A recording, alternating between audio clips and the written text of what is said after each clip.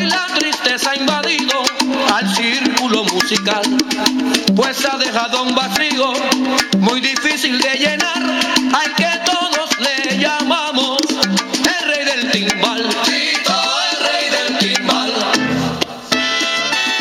David Melendez was born in Brooklyn on August 17, 1955. As a boy, he had the dream of becoming a cartoonist for comic books. Although he was denied from art and design, he went to music and art, now known as LaGuardia High School. At age 15, David's father died of cancer. David did not do well in school and dropped out, working various odd jobs until he joined the Army. After serving 3 years, David received his GED and went to college.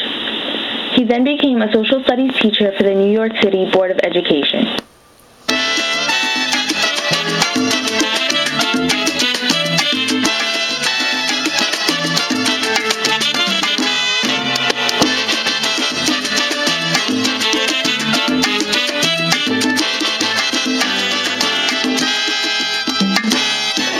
When I was 16 years old, I saw this kid, a friend of mine. I saw him dancing. And I said, oh, I want to do that.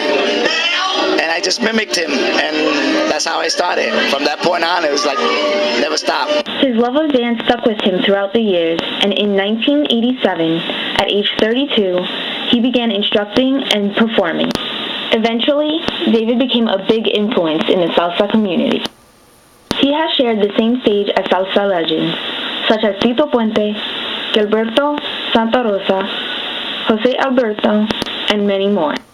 He has also danced at places like the Apollo Theater, Avery Fisher Hall, Madison Square Garden, and a tour of Mexico. In 1988, David became a member of Mambo Society Dancers, and in 1990 helped form Latin Sensation Dance Company. Finally, in 1991, he formed the Mambo Elite Dance Company. Due to their excellent performance level, especially from the younger member, Bobby Diaz, David was often asked if he owned a dance school.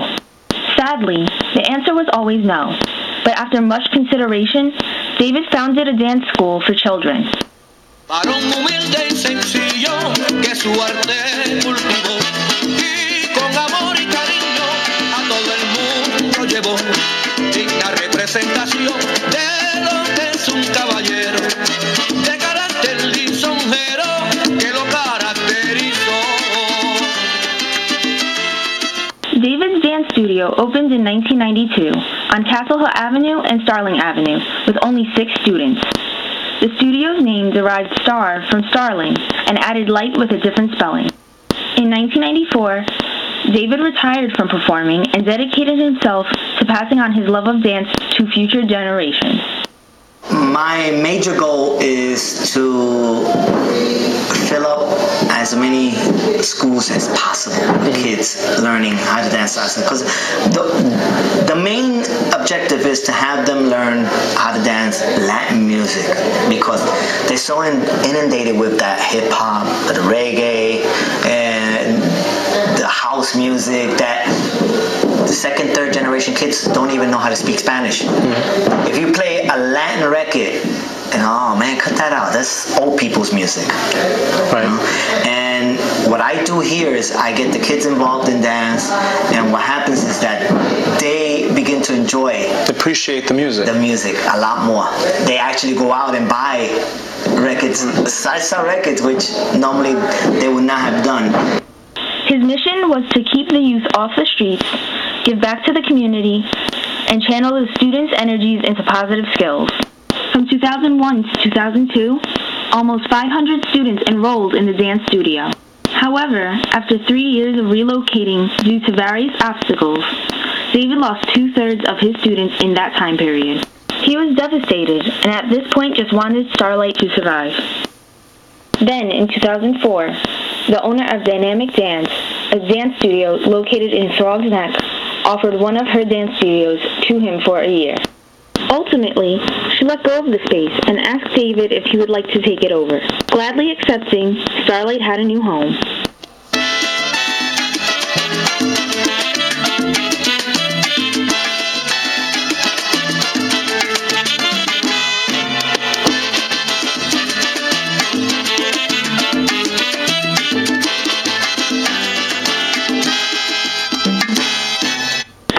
once said, "I feel I am a lucky person. I've had many jobs growing up, but I found the best job in the world." Starlite teaches students from ages 3 to 17. At the dance school, classes are offered in salsa, ballet, tap, and hip-hop. The children in these classes have the opportunity to perform in pre-recital and recital, performances held by the dance studio. Amongst these classes, few are selected to perform at venues such as Six Flags Great Adventure, the New York Puerto Rican Day Parade, South Street Seaport, and the Florida's Children's and Teens Salsa Congress. David also created 5 performance groups known as the Baby Sweethearts,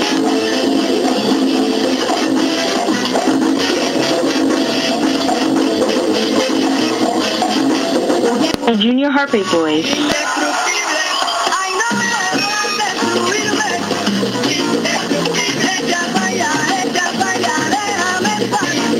Fuerza Gigante,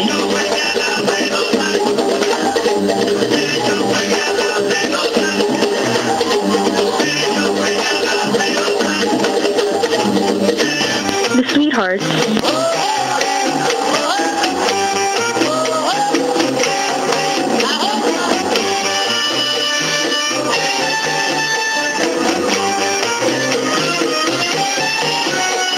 and the Heartbreak Boys.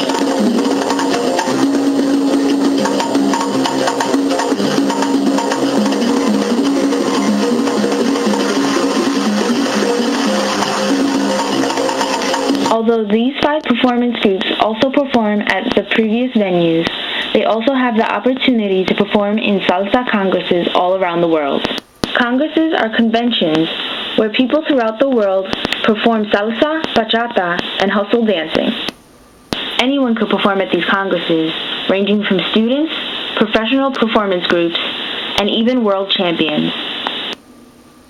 In fact, David created salsa congresses in Canada, Florida, Bermuda, the Philippines, Texas, and New York.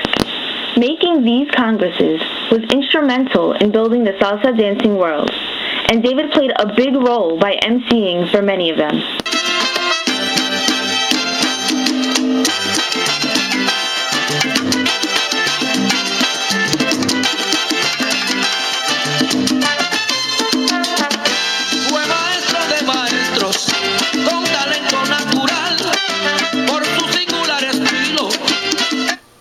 So that you know, some of you may not know, I do have cancer, and I've had it for the past 6 years. In 2001, David Melendez was diagnosed with cancer. Although he remained optimistic and active for the next 6 years, he died on February 8, 2007, at the age of 51. Eddie Camacho, the assistant director at the time, took over the studio. Eddie was not trying to fill David's shoes, but through the studio was trying to keep David's legacy alive. From 2007 to the present, Starlite has been located on Westchester Avenue and Pugsley Avenue. With every generation of new students comes a renewal of talent, dedication, and also an inspiration brought from David's earlier encouragement.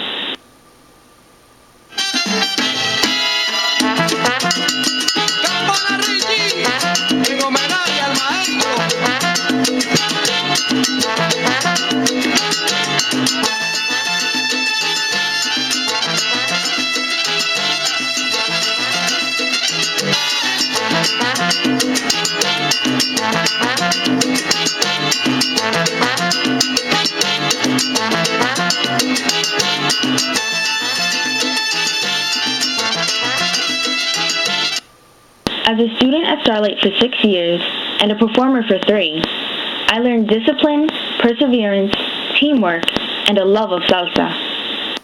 For many other students, Starlite has been a springboard to their success. Some have become actors, professional dancers, and even hosted variety shows in other countries. For this project, I choreographed a cha-cha and salsa routine with my dance partner, and with the help of Eddie Camacho and Ruby Rivera, I was able to perform it in the Texas Salsa Congress.